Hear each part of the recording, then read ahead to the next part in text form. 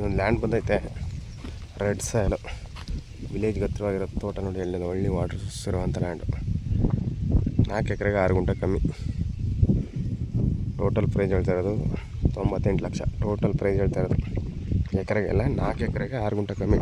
Total 3.25 ಎಕರೆಗೆ 98 lakh. ನೆಗೋಷಿಯಬಲು.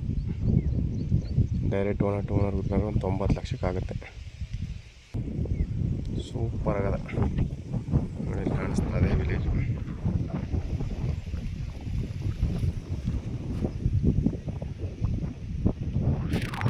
ಎಣ್ಣೆಚಿಂದ 1.5 kilometre. ತುಂಬ ಚೆನ್ನಾಗಿದೆ. General property. ಮೈಸೂರಿಗೆ ಒಂದು 42 ಕಿಲೋಮೀಟ್ರ್ ಆಯ್ತು.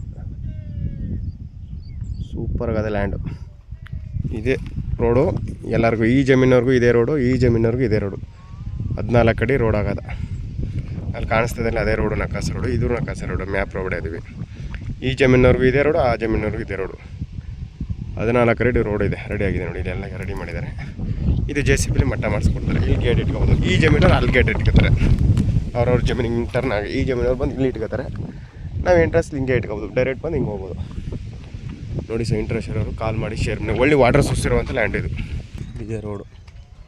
ಕೋಳಿ ಫಾರಮ್ ಮಾಡೋರಿಗೆ ತುಂಬ ಚೆನ್ನಾಗಿದೆ. ಕೋಳಿ ಫಾರಮ್ ಮಾಡೋದು ಮಾಡ್ಬೋದು, ಅಗ್ರಿಕಲ್ಚರ್ನಾರು ಮಾಡ್ಬೋದು. ಇದು ಪೈಪ್ ಹಾಕಿ ಕೊಡ್ತಾರೆ ಹಂಗೆ.